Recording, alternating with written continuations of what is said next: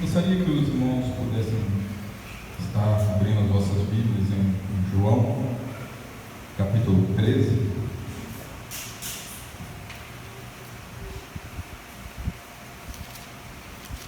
Evangelho de João, o apóstolo João, capítulo 13.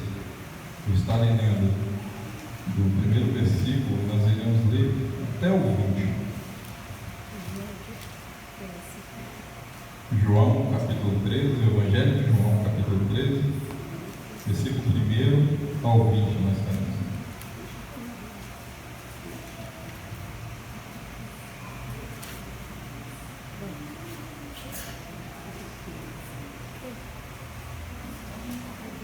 Evangelho de João, capítulo 13,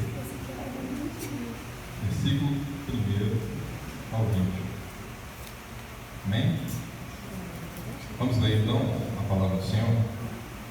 Diz assim a palavra do Senhor: Ora, antes da festa da Páscoa, sabendo Jesus que já era chegada a sua hora de passar deste mundo para o Pai, como havia amado os seus que estavam no mundo, amou-os até o fim.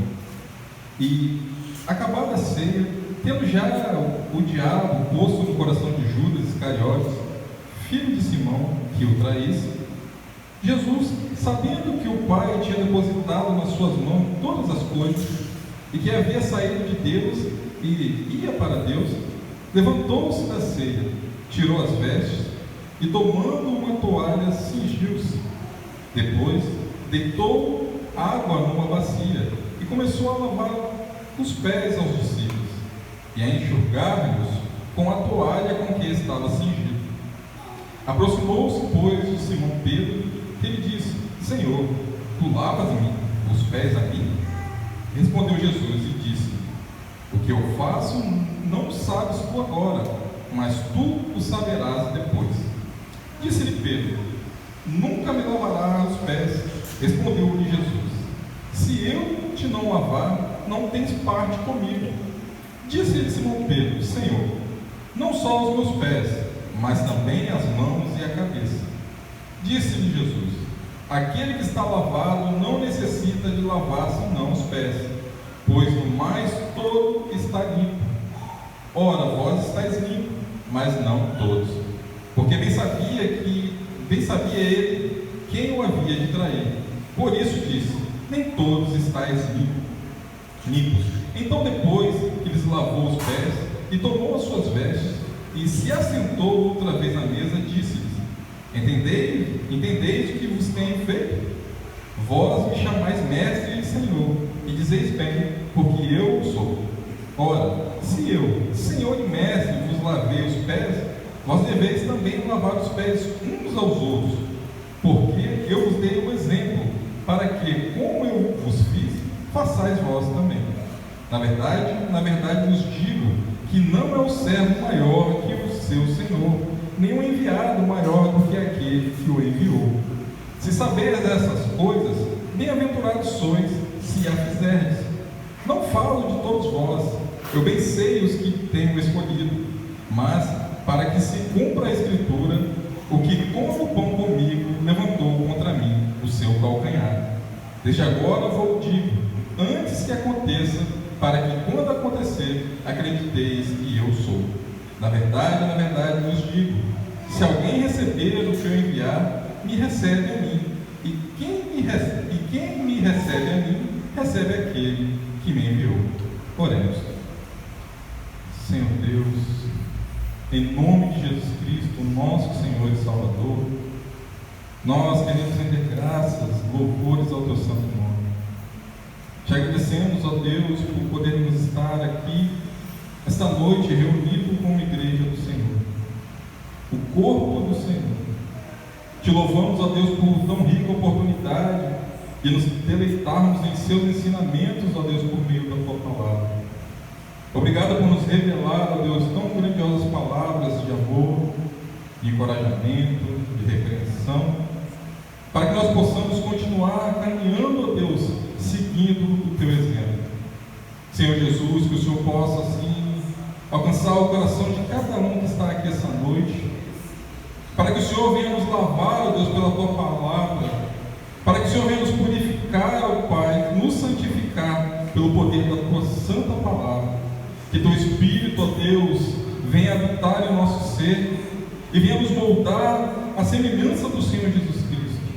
Pai Santo, age em nosso meio, receba toda a glória, todo o louvor. É o que nós te pedimos e já te agradecemos, ó Deus, em nome de Jesus. Amém. Amém, irmãos. Pode se sentar. O título, irmãos, dessa mensagem dessa noite é Lições de Jesus à sombra da cruz. Desse texto nós vamos extrair 5 lições preciosas que Jesus ele dá aos seus discípulos e nos dá à sua igreja, à beira de ele passar pela cruz. Que nós possamos ter muita atenção nessas palavras de Jesus e que possamos meditar nos seus ensinamentos, naquilo que Ele quer que nós assim aprendamos, para que possamos continuar a nossa caminhada cristã, louvando, glorificando o nome de Jesus, seguindo o único exemplo, o máximo exemplo, que é o seu próprio exemplo, o exemplo de Jesus Cristo, nosso Senhor. A introdução. Jesus, irmãos, nesse momento aqui que eu li para os irmãos, ele sabia que tinha chegado a sua hora. E Jesus, ele andou rigorosamente debaixo da agenda do céu. Ele cumpriu cabalmente, à risca, a agenda traçada pelo Pai. E nós vamos ver que em João, no Evangelho de João, no capítulo 2, versículo 4, Jesus disse para sua mãe Maria, em Caná da Galileia, nas bodas ali, que ainda não era chegada a sua hora. Em João também 7,30, nós vemos até hoje de manhã sobre isso. Os guardas não puderam prender a Jesus, porque a Bíblia diz ali, porque ainda não era chegada a hora de Jesus. E também em João 8,20, ninguém pôde prender Jesus, porque ele disse que ainda não era chegada a sua hora. E em João 12,23, quando Jesus entrou triunfante em Jerusalém, sentado em um jumentinho, ele disse: é chegada a hora de ser glorificado o Filho do Homem. Então, aqui no capítulo 13 que nós lemos, na festa da Páscoa, Jesus, ele já sabia que a sua hora era chegada. E ele mesmo disse no texto que lemos: sabendo Jesus que era chegada a sua hora de passar deste mundo para o Pai. A Escritura deixa bem clara que Jesus aqui sabia que tinha chegado a sua hora. E quando ele está orando pelos seus discípulos em João 17, versículo 1, ele tendo terminado os seus ensinos no cenáculo, e antes de ir para o Getsemane, Jesus, ele ora assim: Pai, é chegada a hora, glorifica o teu Filho, para que o Filho te glorifique a ti. Jesus já sabia aqui que ele estava à sombra da cruz. Jerusalém naquela época estava cheia de gente, porque na festa da Páscoa todo judeu que havia espalhado por todas as terras, eles deviam ir até Jerusalém para que pudesse assim cultuar, para celebrar a Páscoa. Jesus escolheu essa data, irmãos, para morrer por 2 razões. Primeiro, o Cordeiro da Páscoa era o mais vívido tipo de Cristo em toda a Bíblia. Quando nós vemos ali no livro de Êxodo, antes da morte dos primogênitos dos egípcios, nós vemos que Deus assim fala com o povo, que eles deveriam matar um cordeiro, e com o sangue do cordeiro eles deveriam passar nos umbrais da porta, porque quando o anjo viesse para matar todos os primogênitos daquela terra, ao ele olhar para o sangue, ele não mataria quem estivesse dentro daquela casa, os primogênitos daquela casa. E isto tipificava Cristo. E olha que coisa gloriosa, Cristo sabia que era chegada a sua hora. E o que ele estava mostrando para nós? Aquilo que aconteceu no Egito, a celebração da Páscoa, para que não pudesse entrar morte na casa dos israelitas. Isso estava mostrando da minha morte vindoura, que traria vida e não morte. Então, nesse meio foi o primeiro ponto que Jesus morreu nessa data, era para mostrar que ele era o Cordeiro Pascual. E o segundo, a Páscoa, era a festa onde todo o povo se juntava em Jerusalém. Sua morte seria pública. Todo o povo de Israel veria a morte do Cordeiro Pascual. Os sacerdotes já se preparavam para a grande festa que marcava a saída do povo do cativeiro. E Jesus estava naquele momento mostrando quando Deus libertou o povo pelo sangue do Cordeiro. Nesse momento, nessas lições, Jesus estava mostrando para o povo, para o seu povo, que ali, na festa da Páscoa, o verdadeiro Cordeiro Pascual seria imolado e o seu sangue libertaria o seu povo. Jesus ministra então aos seus discípulos suas últimas lições. Essas lições são pilares que devem manter nossa estrutura espiritual. São trombetas de Deus aos nossos ouvidos. São luzes de alerta em nosso caminho. São exemplos vivos que precisam ser imitados. Nessa noite, nós estaremos estudando acerca de algumas lições que o nosso mestre passou. A primeira lição dessa noite é a lição de Jesus. A primeira lição de Jesus é sobre o seu amor imensurável pelo seu povo, o amor sem medida, um amor que nós não podemos contar. Essa é a primeira lição. O versículo 1 ao 3. Vamos ler. Ora, antes da festa da Páscoa, sabendo Jesus que já era chegada a sua hora de passar deste mundo para o Pai, como havia amado os seus que estavam no mundo, amou-os até o fim. Vamos ler só o primeiro. A cruz, irmãos, ela não foi acidente na vida de Cristo. Ele não foi para a cruz pela trama feita pelos judeus, ou pela traição de Judas Iscariotes, ou pela maldade de Anás e Caifás, ou pela covardia de Pilatos, ou pela gritaria insana dos judeus pedindo que o crucificasse, ou que libertasse a Barrabás, ou pela crueldade dos soldados que o cuspiu e bofeteou. Não, ele foi para a cruz por um plano eterno do Pai. Ele sabia que estava indo para a cruz, ele sabia que a sua hora tinha chegado. A despeito do conhecimento de seu sofrimento, o que ia acontecer na cruz e de sua morte horrenda, mesmo diante de todas essas coisas, ele continua amando os seus discípulos e ele os ama até o fim. Olha que como grande coisa, irmãos, é o amor de Deus, que nos faz refletir, que nos faz pensar. Que grande amor é esse? Um amor que nós não podemos saber por medida, ou nós não podemos ter plena compreensão de tamanho amor, porque Cristo, sabendo que havia sido chegada a sua hora, Cristo, sabendo que o Pai havia de moê-lo naquela cruz, Cristo, sabendo que estaria carregando o pecado de todo o seu povo naquela cruz, sabendo que naquele único instante ele seria abandonado pelo Pai, algo que nunca havia acontecido em toda a eternidade.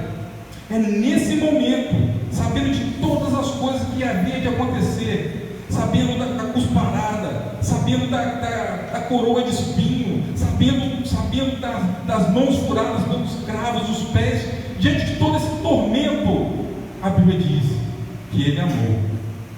Ele amou os seus discípulos, ele amou a sua igreja e amou até o fim. Mesmo sabendo que os seus discípulos o abandonariam vergonhosamente em poucas horas, deixando na mão dos pecadores, mesmo sabendo que Judas o trairia, que Pedro o negaria e que os outros se dispersariam, Jesus continua amando os seus discípulos até o fim. Jesus, irmãos, ele nos amou a ponto de deixar a sua glória, entrar no mundo, se fazer carne, tornar-se pobre, ser perseguido, odiado, zombado, cuspido, pregado numa cruz, carregando sobre o seu corpo no madeiro os nossos pecados e morrer por nós em uma rude cruz. Tudo isso por um imenso amor. Esse amor, irmãos, é imenso, eterno, infinito. Disse uma vez um pregador que nenhum pregador jamais pode pregar completamente esse amor. Nenhum escritor jamais pode descrever completamente esse amor. Nenhum poeta jamais conseguiu descrever esse amor. E ele disse: se todos os mares fossem tinta, e todas as nuvens fossem papel, e se todas as árvores desse mundo fossem uma pena, e se todos os homens fossem escrivãs, nem mesmo assim se poderia descrever o amor de Cristo. Ele diz que esse amor, ele excede todo entendimento. Ele diz, esse pastor, se nós juntássemos todas as literaturas que nós temos no mundo todo, o que já foi escrito desde a antiguidade, se nós pegássemos esses livros para poder descrever o amor de Cristo, não seria como. Nenhum livro, nenhuma obra pode ser escrita para descrever que amor é esse. O amor em qual, sabendo que ia ser abandonado, sabendo que ia ser traído, sabendo que ele ia receber uma forte condenação, ele não deixou de amar.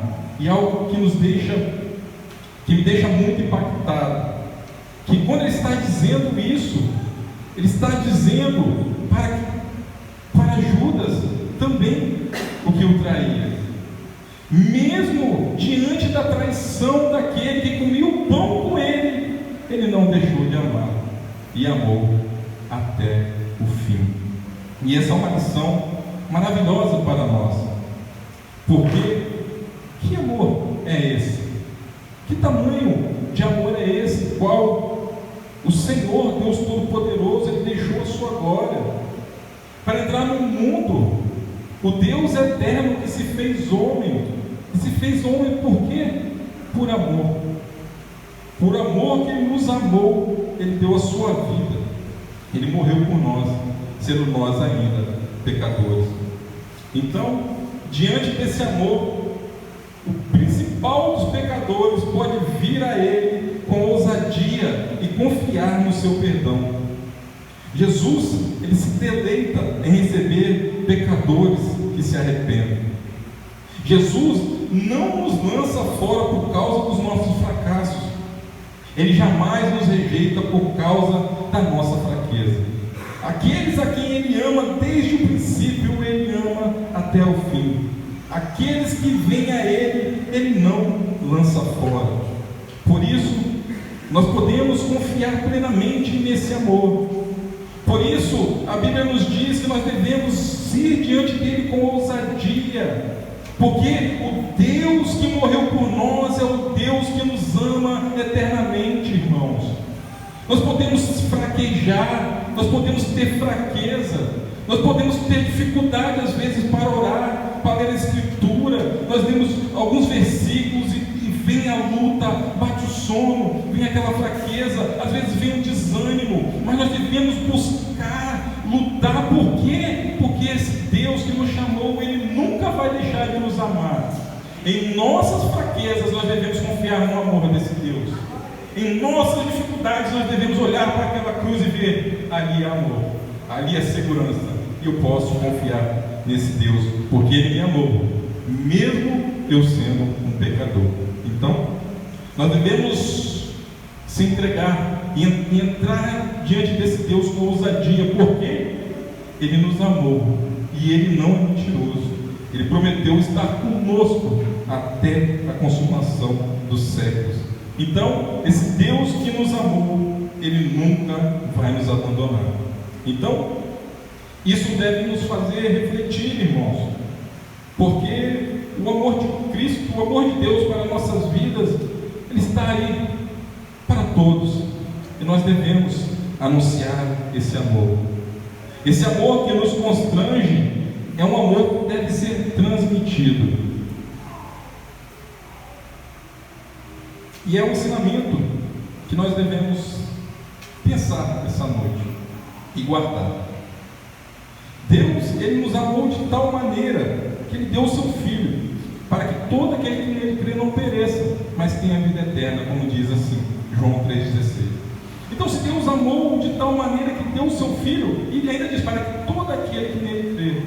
Então, irmãos, é missão da igreja anunciar esse amor, para que aqueles que hão de crer ouçam o Evangelho e entendam com grande amor o Senhor nos amou. Porque para o mundo é loucura dizer que Deus, Ele ama a ponto de salvar um assassino, de salvar um homem que mata crianças, ou salvar aquele que faz aborto. Mas esse amor é tão grande, irmãos, que Ele alcança o mais vil dos pecadores. E é esse amor que a igreja deve anunciar. Esse amor não deve ficar guardado em quatro paredes. Esse amor deve ser expandido a todos, pois esse amor, ele é capaz de abranger todo o universo. Então, é uma missão da igreja anunciar e transmitir esse amor, porque esse amor, ele tem poder para alcançar todos.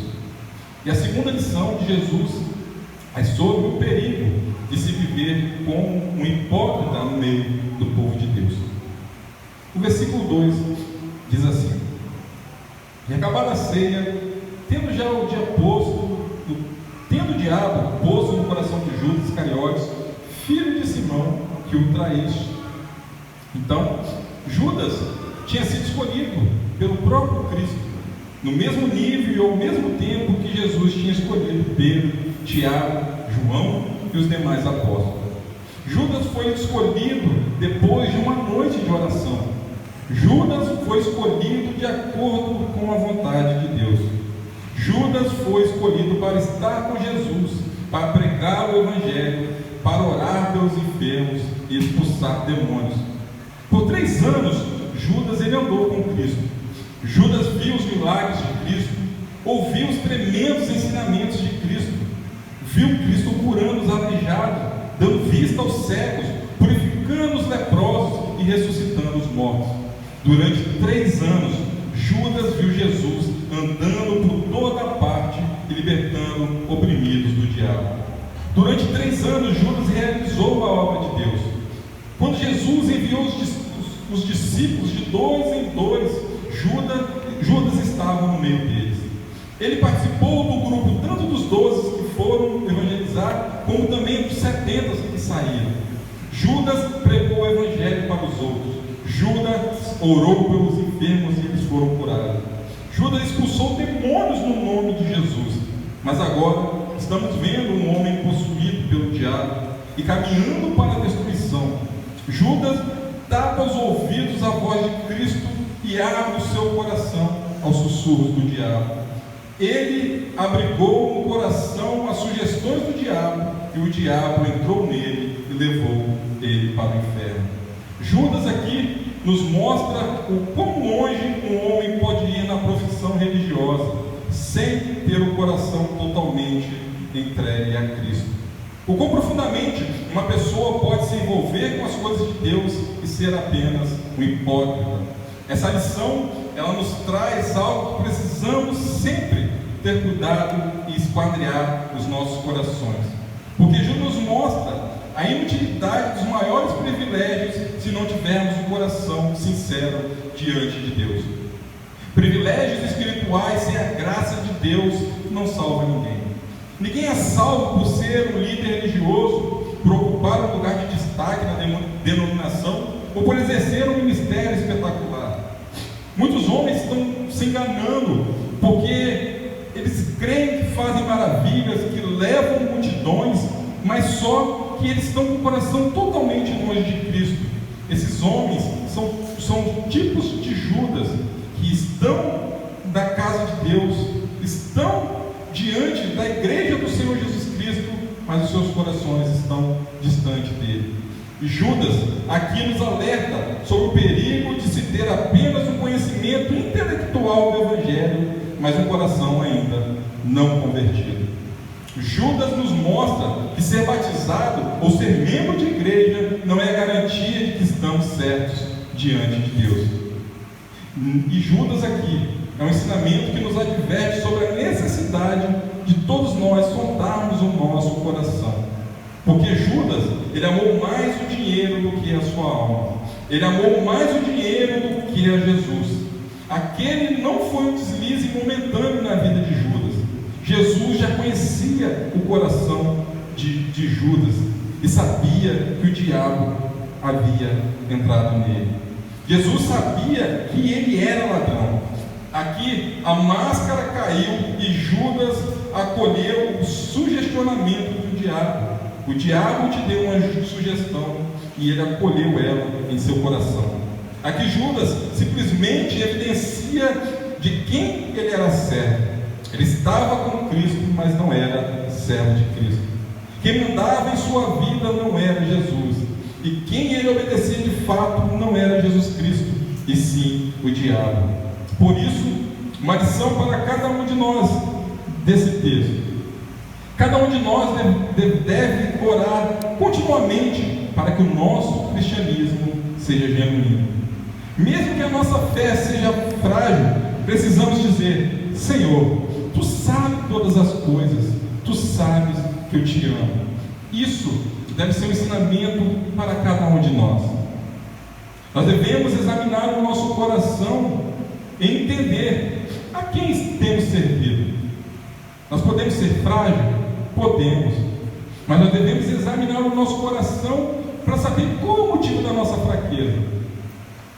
A nossa fraqueza é pela nossa pequena fé ou porque não temos fé nenhuma? Então devemos examinar o nosso coração e orar: Senhor, Tu sabes que eu te amo. Ensina-me a servir melhor. Ensina-me a ser um crente mais fiel. Ensina-me a seguir a Tua palavra conforme o Senhor assim me passou, para que eu não seja um hipócrita na casa do Senhor, para que eu não passe anos e anos da minha vida dentro da igreja, mas não com o Senhor. Então, essa é o que Judas, aqui, que a Bíblia relata sobre Judas, é um ensinamento que cada um de nós deve guardar em nosso coração. Pensa, Judas era um dos apóstolos, era um dos 12. Ele pregou no nome de Jesus, ele curou no nome de Jesus. Então, e eu? Eu estou na igreja por qual motivo? É por status? É porque hoje a gente vê, antigamente não era assim, mas hoje várias pessoas estão indo para a igreja por conta da moda, né? É moda ser crente, é moda ser cantor gospel. E qual a motivação do nosso coração de estarmos aqui? Se nós estamos aqui porque Cristo nos amou, entendemos que a sua morte foi para perdão dos nossos pecados e para nos santificar, para até aguardar a sua vinda, e nós estaremos assim, irmãos, seguindo a Ele fielmente. Mas se estivermos aqui somente para amenizar a nossa consciência, ou estivermos aqui para fazer as coisas tanto fez, tanto faz, sem responsabilidade, sem entender o que estamos fazendo aqui, sem entender que esse culto aqui não é um encontro social, mas sim uma prestação de adoração ao único Deus vivo e verdadeiro. Se nós entendermos isso, e mesmo em meio das nossas fraquezas, nós estaremos servindo ao Deus vivo. Então, nós devemos entender que Judas aqui, ele é um alerta para nós sobre o perfeito conhecimento que Cristo tem de todo o seu povo. Jesus, ele conhece o nosso coração, ele sonda, e ele sabe distinguir entre uma falsa profissão de fé e a fé verdadeira, a fé na graça dele.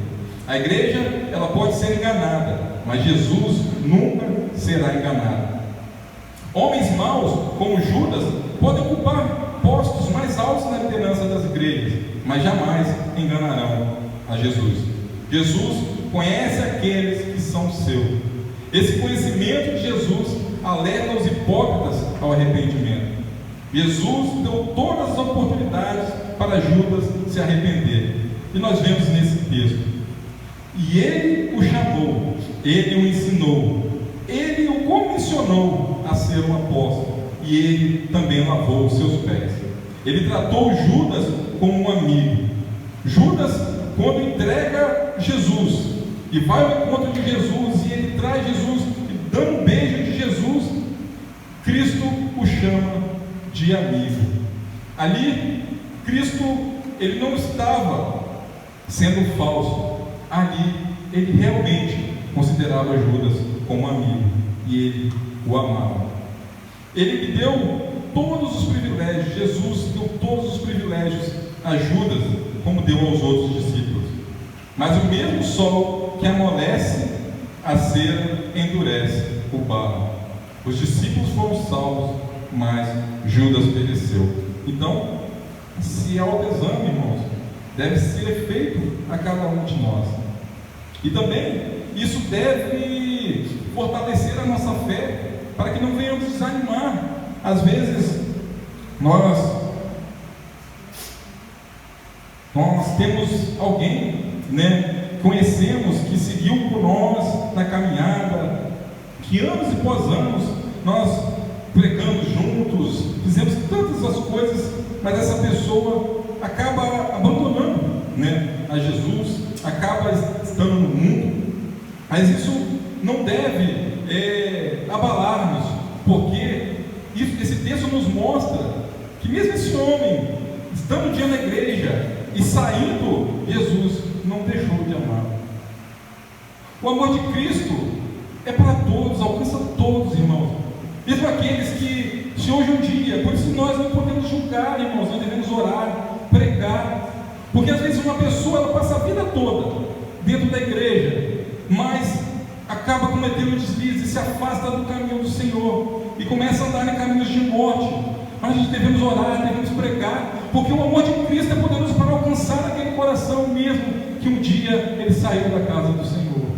Então, nós devemos entender que Cristo nunca deixa de amar. Mas esse exemplo de Judas é um alerta para todos nós, que Jesus, ele merece todo louvor, toda glória, tudo nosso tem que ser para ele. Judas, por amar o dinheiro, por amar a ganância, ele abandonou o Salvador da sua vida. Mas esse ensinamento para nós é que o amor nosso deve ser depositado somente em Cristo Jesus, pois ele é a nossa maior riqueza. Jesus não é tudo que precisamos, irmãos, ele é tudo que temos. Nós só temos Cristo, e nós devemos guardar esse ensinamento em nosso coração, porque Judas pensou que ele tinha a regalia do dinheiro e se esqueceu do Senhor da sua alma. Então nós devemos somente olhar para Cristo, pois ele é o autor e consumador da nossa fé. O nosso alvo deve ser Cristo. Nós devemos extrair isso dessa lição sobre a vida de Judas. E a terceira lição de Jesus é que privilégios não implicam em orgulho, mas sim em humildade. Versículo 3: Jesus, sabendo que o Pai tinha depositado nas suas mãos todas as coisas, que havia saído de Deus e ia para Deus, levantou-se da ceia, tirou as vestes e, tomando uma toalha, cingiu-se. Depois deitou água numa bacia e começou a lavar os pés aos discípulos e enxugar-os com a toalha com que estava cingido. Jesus, irmãos, ele sabia quem era. Ele sabia de onde tinha vindo e para onde estava indo. Sabia a sua origem e o seu destino. Ele sabia que era o Rei dos Reis e Senhor dos Senhores. Ele sabia que era o Filho do Deus Altíssimo. Sabia que o Pai tudo confiara em suas mãos. Jesus sabia que ele era soberano do universo, mas sua majestade não o levou à alta exaltação, mas à humilhação mais profunda. O que ele sabia determinou o que ele fez. Sua humildade não procedeu da sua pobreza, mas da sua riqueza. Sendo rico, se fez pobre. Sendo rei, ele se fez servo. Sendo Deus, ele se fez homem. Sendo soberano do universo, cingiu com uma toalha e lavou os pés dos seus discípulos. Irmãos, devemos entender algo. Naquela época, era costume que as pessoas, antes de se assentar à mesa, lavassem os seus pés. Eles tinham vindo de Betânia, seus pés estavam cobertos de poeira, eles haviam caminhado muito. Eles não podiam, irmãos, naquela época, se assentar à mesa antes de lavar os pés. Mas esse era serviço de um escravo. os escravos faziam esse serviço. Jesus, ele estava no cenáculo com eles. Ali não havia serventes, só havia Jesus e os seus discípulos. Jesus esperou uma atitude, possivelmente, deles. A pessoa, ele, Senhor, Deus, Rei dos Reis, Senhor dos Senhores, ali junto com os seus discípulos, mas nenhum deles se preocupou em lavar os pés do seu Senhor. Ninguém tomou a iniciativa.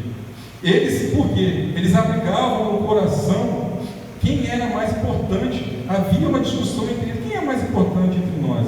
E esse orgulho não podia fazer com que eles se cingissem os lombos e lavassem o pé do seu mestre e dos seus outros amigos.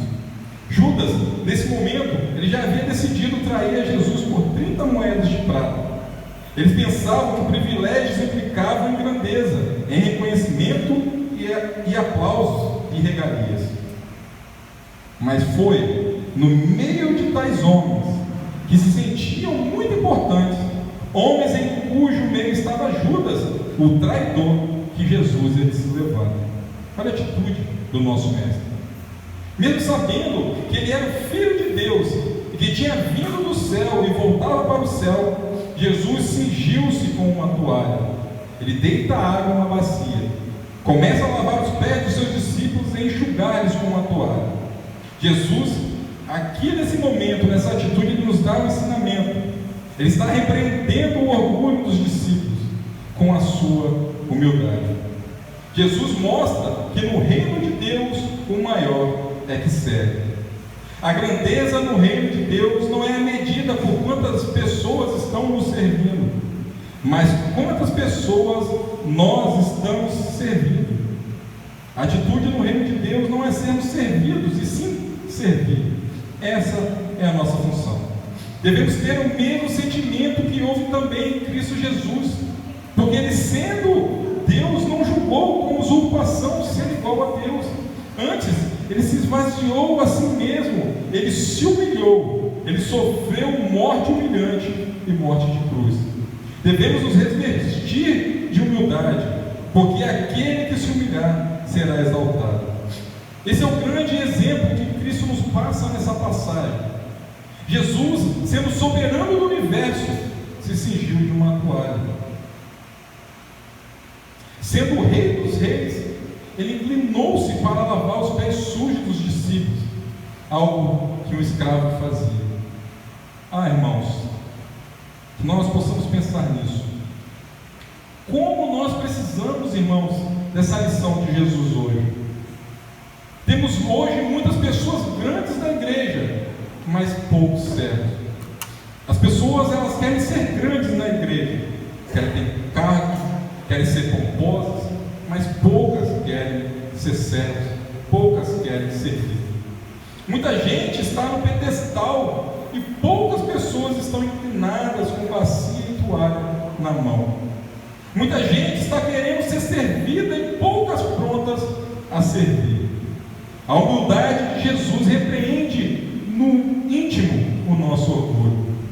Ao olhar o nosso Mestre e Senhor, o Deus Todo-Poderoso, tomando tal atitude, isso deve atingir como flecha em nosso coração, para nos mostrar quão aquém nós estamos de viver uma fé em Cristo que nos leva a servir, irmão, somente a servir. E isso é algo que a igreja está perecendo muito, irmãos. E mesmo hoje cedo, quando nós estávamos ouvindo, de colocarmos no coração, podermos evangelizar, colocarmos no coração, ao voltarmos a ter os nossos cultos na casa, irmãos, algo que era costumeiro, algo que a igreja era prazerosa em fazer. Hoje nós precisamos estar pedindo, coloque no seu coração. Isso deve estar no coração do crente.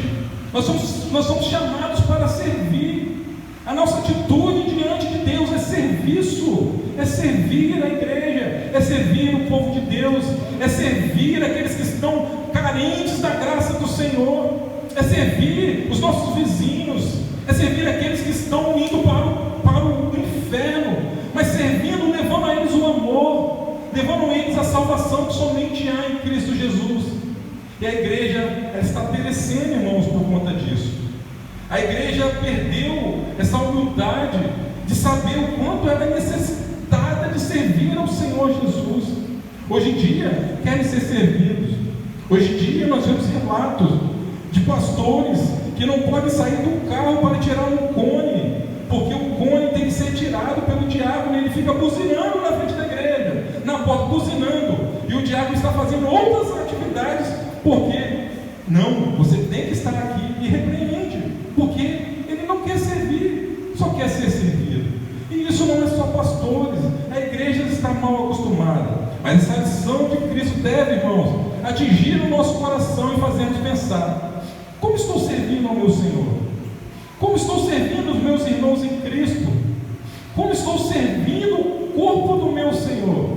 E isso deve, irmãos, fazer-nos pensar. E se estivermos fracassando, fraquejando com esse ensinamento do Senhor, nós devemos refletir e mudar. E servir o Senhor com todo o nosso coração. Servir os nossos irmãos com todo o coração, sabendo que nós estamos servindo ao próprio Deus.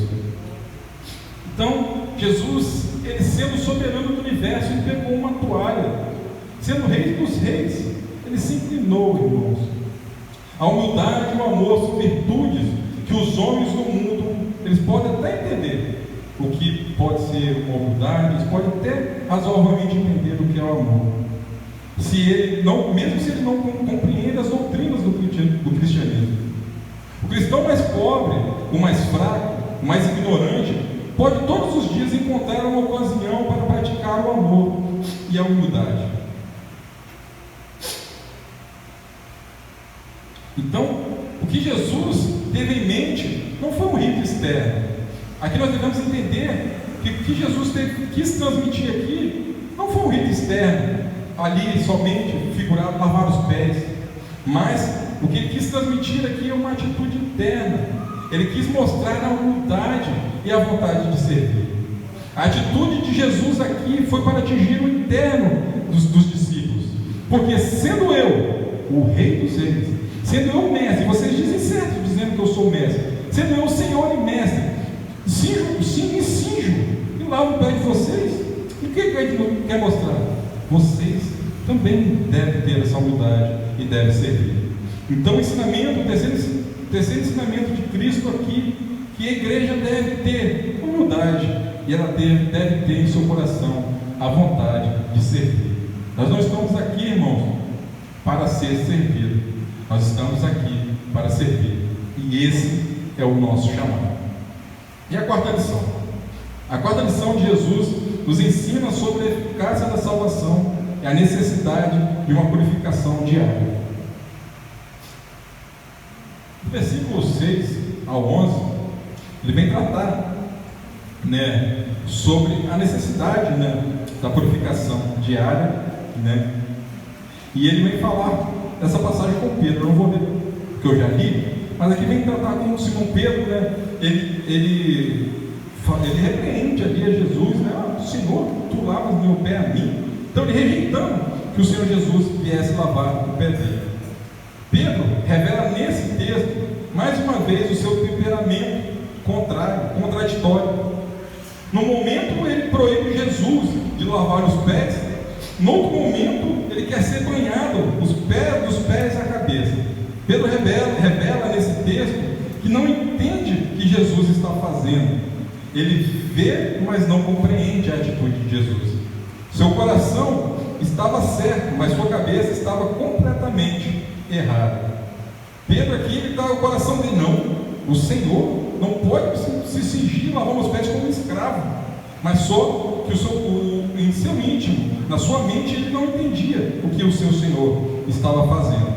Pedro tem mais amor do que conhecimento, mais sentimento do que discernimento espiritual. Ao mesmo tempo que ele chama Jesus de Senhor, ele diz: de modo nenhum me lavará os pés. Pedro errou quanto ao estado de humilhação de Cristo, e Pedro errou também quanto ao significado do ato de Jesus. Ele pensou no ato literal, enquanto Jesus estava falando de uma purificação espiritual. A linguagem de Jesus aqui é a mesma do capítulo 3, quando ele fala do nascimento espiritual, e do capítulo 4, quando ele fala da água espiritual, e do capítulo 6, quando ele fala do pão espiritual. Agora ele fala da limpeza espiritual. Pedro já havia demonstrado que ele tinha atitudes contraditórias. Primeiro, ele confessa Jesus como Senhor, depois o repreende. Também chama Jesus de Senhor e proíbe também, como o texto que lemos, de lavar os seus pés. Ele promete ir com Jesus até a morte, e ele nega Jesus logo após, 3 vezes. Pedro precisava entender o que era ser lavado por Cristo. Jesus aqui não estava falando de uma lavagem física, mas espiritual. Quem não for lavado, purificado, justificado e santificado por Cristo não tem parte com Ele, como diz em 1 Coríntios 6,11. Cristo precisa lavar-nos se nós vamos reinar com Ele em sua glória. Judas, naquele momento, ele não estava limpo, ou seja, ele não tinha sido transformado por Jesus. Pedro precisava entender que quem já se banhou não precisava lavar-se senão os pés. A salvação era uma dádiva eterna que Deus nos dá. A palavra lavar nos versos 5 e 6, no 8, 12, que lemos, e 14, é nítido e significa lavar uma parte do corpo. Mas a palavra no verso 10 é lou, que significa lavar o corpo completamente. Essa distinção é importante, porque Jesus ele estava ensinando aos seus discípulos a importância de uma caminhada santa. Quando o pecador confia em Jesus, ele é banhado completamente e seus pecados são perdoados. E Deus nunca mais se lembra desses pecados, como diz Hebreus 10:17.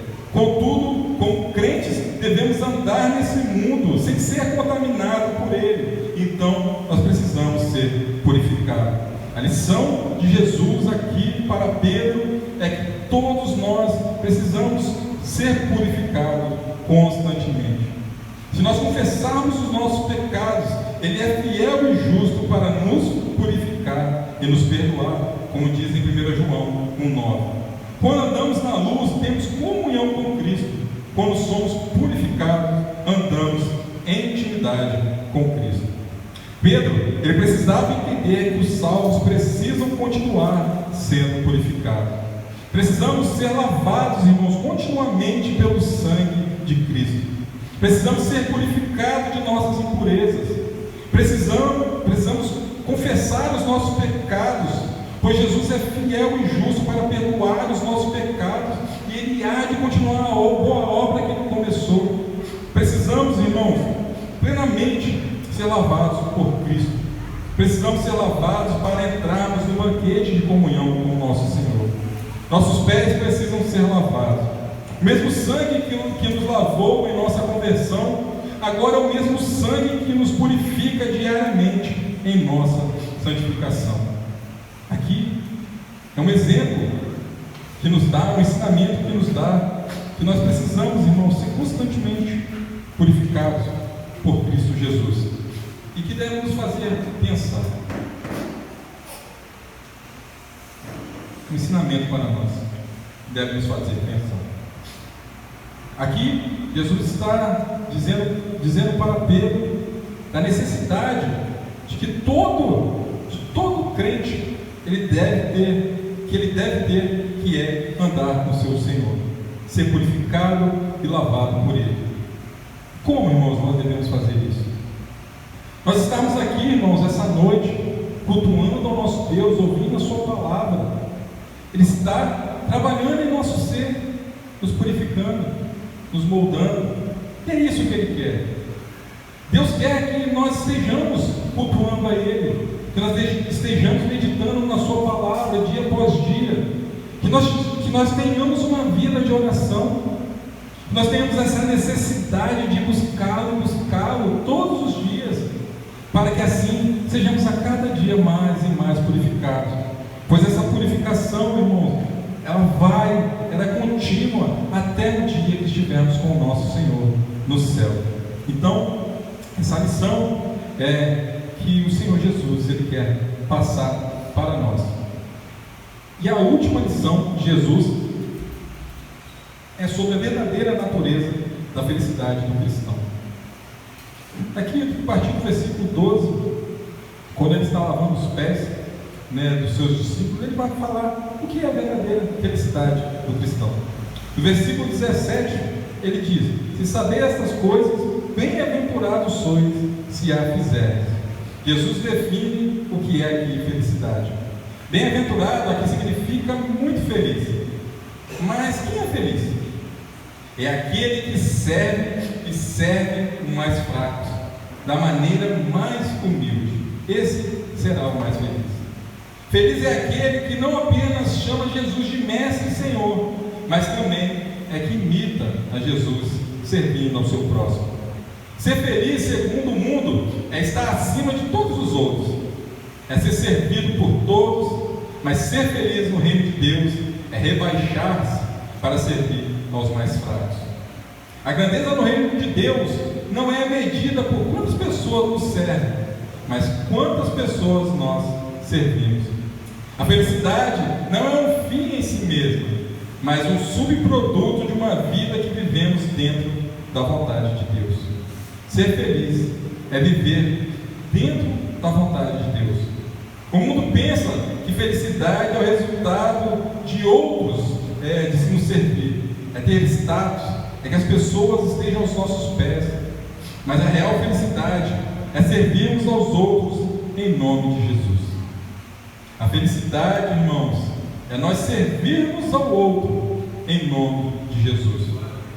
Não é servirmos, irmãos, para dizer: olha o que eu estou fazendo, estou servindo para que as pessoas vejam o que eu estou fazendo. Não, nós devemos servir para que o nome de Jesus seja glorificado. Estamos numa igreja, trabalhando, fazendo as coisas para Deus, não é para que as pessoas nos reconheçam, mas que reconheçam o Senhor de nossas vidas. Ser feliz, ter plena felicidade, é saber que o mundo enxerga que nós servimos a um Deus vivo e que nós nos submetemos à sua vontade. Essa é a real felicidade. A real felicidade não é levarmos multidões a nos seguir. A verdadeira felicidade é nós levarmos pessoas a seguirem a Cristo, é levarmos almas ao nosso Redentor. Nós devemos entender isso, irmãos. Isso é ser feliz. Ser feliz é servir o nosso Senhor e Salvador, Jesus Cristo. Quantas pessoas, às vezes as pessoas do mundo perguntam: quantas pessoas servem você? Mas Jesus pergunta a nós: a quantas pessoas você está servindo? No reino de Deus, o maior, ele é servo de todos. O crente não deve se envergonhar de fazer nenhuma coisa que Jesus tenha feito. Jesus, ele deixou a sua glória, o céu, os anjos, o trono, e veio ao mundo para servir pecadores como eu e como você. Na vida cristã não há espaço para vaidade, não há espaço para orgulho. Nosso rei, ele foi servo. Então nós não devemos ter orgulho, nós devemos ser servos, pessoas humildes, porque o nosso rei assim o fez. Ele se esvaziou, ele se despiu da sua glória, ele nasceu numa manjedoura, ele nasceu como pobre, ele não tinha onde reclinar a sua cabeça, ele se cingiu com uma toalha, ele foi sepultado num túmulo emprestado, ele lavou os pés de homens fracos e cheios de vaidade, e um até que ia lhe trair. Ele fez o trabalho próprio dos escravos, e os seus discípulos deveriam fazer o mesmo. O seu Senhor, ele serviu ali naquele momento algo que um escravo fazia. Então, como nós nos devemos então, irmãos, largar a vergonha, largar o orgulho e servir ao nosso Deus e nosso Rei e Mestre. Jesus nos ensina sobre a inutilidade do conhecimento religioso que não é acompanhado pela prática. Um conhecimento que não se traduz em trabalho, em obra, em serviço, ele é estéril e não pode trazer felicidade ao homem. Não basta conhecer a verdade se não somos transformados por esta verdade. O conhecimento sem amor, ele envaidece. A fé sem obras, ela é morta. A doutrina sem vida, ela é inútil. O conhecimento sem a obediência nos torna mais culpados diante de Deus. O conhecimento sem prática não nos coloca acima do nível dos demônios. Satanás, ele conhece a verdade, mas não tem nenhuma disposição para obedecê-la. Conhecimento sem prática descreve o caráter de Satanás e não do crente. Por isso, Satanás é sumamente infeliz. Então, se o crente ele quer ser feliz, ele deve praticar aquilo que o seu Senhor ensinou e servir. Essa é uma lição que nós devemos guardar plenamente em nosso coração. O que o Senhor Jesus falou para os seus discípulos deve adentrar em nosso coração. Nós devemos servir com humildade, porque o nosso Senhor, com o amor que nos amou, Ele serviu, Ele nos serviu. Se nós estamos aqui essa noite, se estamos aqui cultuando ao nosso Deus, é porque o Senhor dos Senhores, Ele veio para servir. Ele serviu e se entregou, deu a sua vida, para que nós, assim que fomos depois dele, também devemos fazer o mesmo. Então, nós devemos guardar essas lições em nosso coração. Eu gostaria de estar concluindo o sermão dessa noite. O texto que acabamos de considerar nos ensina 4 lições fundamentais. Diante do privilégio, devemos agir com humildade. Diante da contaminação do mundo, necessitamos de purificação constante. Diante da vaidade do mundo, precisamos aprender que a verdadeira felicidade é servir e não ser servido. E diante da eternidade, do destino da nossa alma, precisamos vigiar-nos para não cairmos no abismo da hipocrisia. Que nós venhamos aprender estas lições que Jesus ensinou à sombra da sua cruz. Jesus, sabendo que ia para uma cruz, ele se preocupou em ensinar. Então, nós devemos, em meio ao nosso Senhor e Salvador, em meio ao que ele ia passar, ele se preocupou em nos dar preciosas lições. É porque nós devemos assim seguir.